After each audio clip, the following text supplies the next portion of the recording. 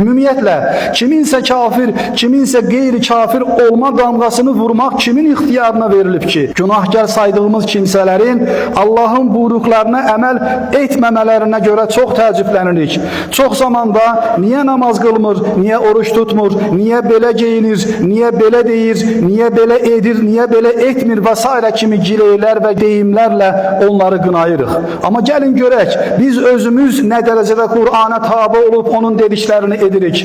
Namaz qılıb hələ də adam ola bilməyənlər, namaz qılmayanlara elə istehzalı və kinayəli yanaşırlar ki, sanki onlara vəh gəlir və Allah tərəfindən seçilmişlərdir. Doğrudur, namaz dinin dirəyidir, namaz müsəlmanın əlamətidir. Namazsız bir kimsə meyvəsiz ağac kimidir. Namazsız bir müsəlmanın imanı uçurumdadır, təhlükədədir. Namazsız bir müsəlman qaranlıqda işığı olmayan bir ev kimidir. Amma bütün bunlarla birlikdə namaz qılmaq demək hər şey demək deyildir. Namaz qılıram demək cənnətliyəm deyə heç kəs özünü aldatmasın. Qeydsiz, şərtsiz bütün namaz qılanlar günah iş görsə də, müsəlmanların qeybətini etsə də, insanlara iftira atsa da, zənn etsə də, fitnə fəsad çıxartsa da cənnətə gedəcəkdir deyə nə bir ayə, nə də bir hədis vardır. Tam əksinə, namaz qıla-qıla yuxarıda saydığım günahlara davam edən kimsənin cəhənnəmə gedəcəyi haqqında hədislər vardır. Dünyada ikən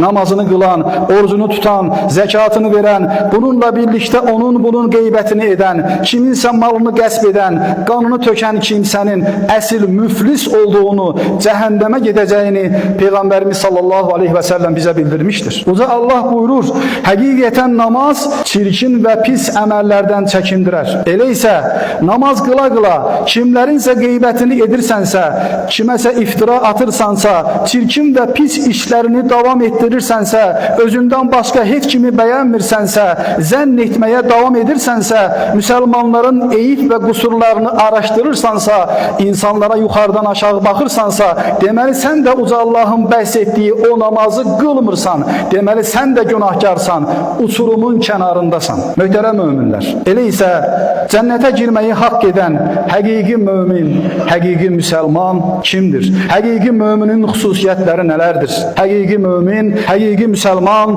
Allahın varlığına və birliyinə inanıb, inandığını həyatında tətbiq edən, namazını qılan, orucunu tutan, zəkatını verən, bununla birlikdə çirkin və pis əməllərdən çəkinən, öz qusurlarını düzəltməklə məşğul olmaqdan başqalarının qusurlarını görməyən, bütün müsəlmanları özünə qardaş bilən, fitnə fəsad çıxarmağı adam öldürməkdən daha təhlükəli görən, müsəlmanların qeybətini etməyən, gizli işlərini araşdırmayan, onlara pis ləqəblər qoymayan, müsəlman sayılan hər kəsi Allah üçün sevən kəsdir.